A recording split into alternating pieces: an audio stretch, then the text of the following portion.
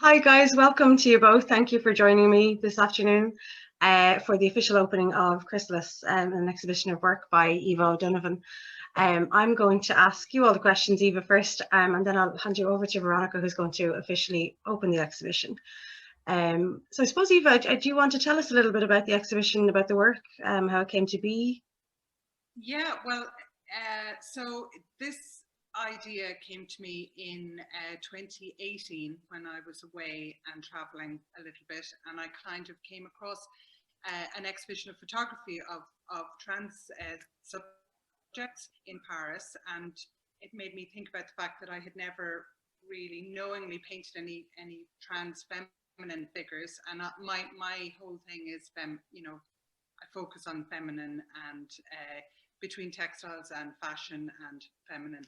So yeah, so I spent a bit of time when I was away kind of researching, and then when I came home I started to read a few books so that I'd be more au fait with terminology, and just I didn't want to go in completely naive to a meeting. And then I contacted a friend of mine who has a trans daughter, and she put me in touch with Tenny. So Tenny is Transgender Equality Network Ireland, and they're an amazing resource, and they're here in Dublin. So I had a meeting with them, and then they put out a call, which was great. So they put out a call to see would anyone be interested in me painting their portraits.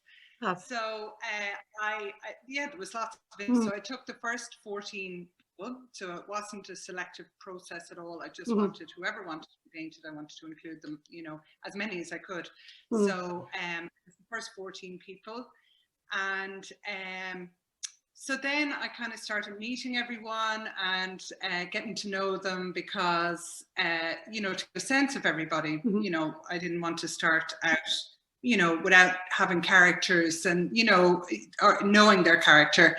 And so yeah, so we had lots of coffees and lots of and it was tentative at start, because obviously I was asking people to trust me, and they were giving them they were trusting me. So it took not a bit of time, but just I wanted to reassure everyone that I felt I had everyone's best at heart. I just wanted to address the lack of visibility of people from the trans community in Irish art. So so everyone trusted me, and that was one of the for me. It was like, and at the final exhibition, that was a really huge thing, that everyone had entrusted me with representing them, not having any ulterior motive, or just about art, and getting to know people and inclusivity. So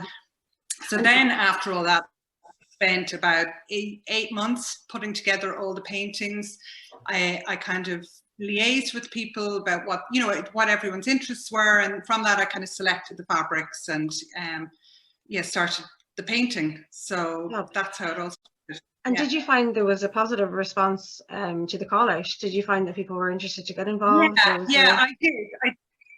I found, well, because people who came to me obviously already had a positive a reaction to me, and it obviously maybe looked up my work, and because I was like, oh, everyone's really nice, and my daughter was kind of like, well, they've all volunteered, so they've already kind of made a decision that they trust you. Yeah. So it was all really positive from the very start. I think we just kind of built up friendships and got to know each other, and like you say, you in turn, I suppose, learned more about the community and they about your practice then as well. And yeah, exactly. I think that's the important part of it, I think, is the learning. Is your practice you're based in Dublin as an artist anyway? Yes. Yeah. So I'm from Offaly, but I moved to Dublin. It's like 2012. So I studied in NCAD, and I have a studio in near Christchurch. So I work from there. So yeah. And is portrait art your mode of transport. Yeah. Like even before I, studied and everything, that was where I went with it. It's where I'm comfortable. It's what I love to do. Yeah.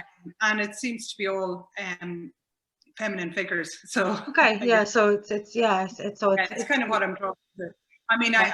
I experiment with other things, but it's always what I settle back on. Yeah, so. yeah, and it lends itself, I suppose, to this particular project as well. Do you know that the because your work is particularly feminine. You'll see that from the exhibition when you see the images. So what's the future? What does the future hold for the project then? Is it traveling? Is that what we do now? It's a traveling exhibition? Yeah. So I'm hoping, so it originally started out in City Hall in Dublin, and then, so there was a little bit of a, not a frenzy, and then it went to CHQ for a festival, and then it went to Royal College of Surgeons, and then it went to Galway, and then there was nothing for a while, and then COVID stopped everything. So this is the next incarnation of it, really. Right. And after this, I'm I have applications in, but everything has been held. Everything is frozen at the moment. So due to the idea is that it will travel as a body of work, hopefully outside of the city, around the country, to start a dialogue, and just to show the positivity that was associated with the exhibition in the first place. Exactly, yeah. And Veronica, you have been a sitter and I suppose you're involved in the project from different perspectives. How did it feel to see yourself be represented through Eva's work? It was strange, definitely, because how often do you have your portrait painted? It seems like such an old-fashioned thing to do. I was really morbidly just curious. What is this? Like, is this real? Does she really want to do this? But like she said, the process of getting to know each other and becoming friends, and the process of watching her art develop, she would occasionally reach out and go like, here's how it's coming. And it was just fascinating. And then to see the final project in the city hall, just all in that great rotunda kind of area, it was just stunning. It was really, I don't know, it was really amazing. It was really one of my fondest memories, just being able to be part of that and look around and go like, my God, look at the beauty. Like, and there's so much to be said about celebrating a trans woman's femininity. That's such a political statement, unfortunately. It's not a neutral thing to say, I'm going to celebrate your femininity, because a lot of people want to deny us of that.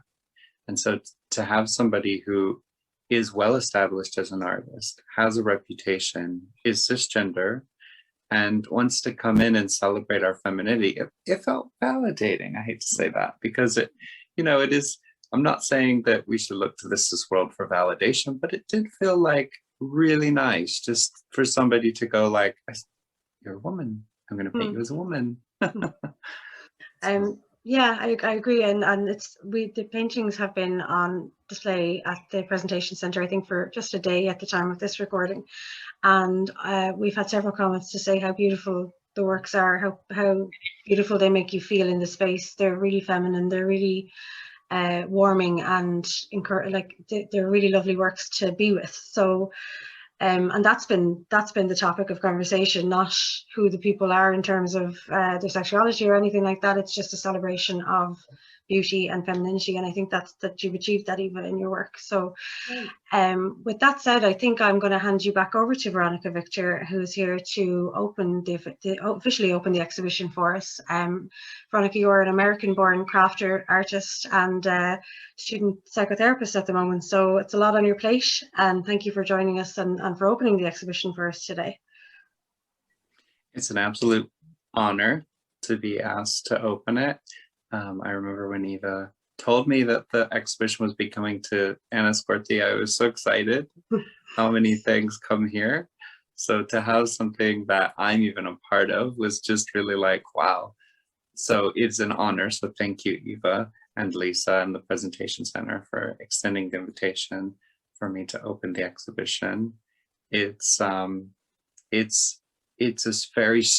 very strange thing, actually, because I went in yesterday during the installation and I saw some of the photos being hung, and one of them was me. It was already up on the wall, and I almost didn't recognize myself. And that's what's been standing out to me as I've kind of like ruminated about what this is all about. It was the before times. It was before we realized what we were in for. You know, we sat for you in 2018, and then you painted us through 2019, the first beginning part of 2019, and then the world imploded. And not to overstate it, but it really is like this reminder that stuff happened that wasn't COVID restricted. Like, we sat in a room together and we hugged and we had coffee, and just bringing back those fond memories is really lovely. You know, things get so heavy, and having that trans joy, which is something that we need more of in this world, and just being like, wow, that was so much fun. Like, that really happened, and it was so much fun, and it wasn't all this crap going on. You know, it was the before times, and the way that you painted each of us captured us. And when I look at myself in that portrait, I see how lost I was at the time, because I was just beginning my journey, and I had all these preconceived notions of how it was going to go. I had a plan, and then life, you know. And I'm not saying I know who I am now, but it's funny that just 2 years can make you feel so much more mature. Yeah. But I do feel like I have gone, like, I feel like I've lived decades between that portrait on the wall with my really short blonde, bleached blonde hair, to now, which is just, you know, the process of becoming a psychotherapist has changed me so much, and it's given me the ability to really look back with honesty. So thank you for giving me that snapshot of that moment in my life when I was literally like a little baby out on a limb going, I don't know if this is going to work, but I'm just going to jump. I just felt so, it's so interesting to see that again, to see her again. And that's been kind of immortalized. It's really, really interesting. So I don't know how it's officially done, but I suppose we should bang a gavel and say that the exhibition is open. Yes. Congratulations, Eva. Really, really interesting thoughts on the work. So it's a shame we can't get together and hear people's perspectives about their own portraits in the space all at once at the moment, but we do intend to show the exhibition for 2 months. So if anybody would like to come down to see it, it is on display as well as being available online.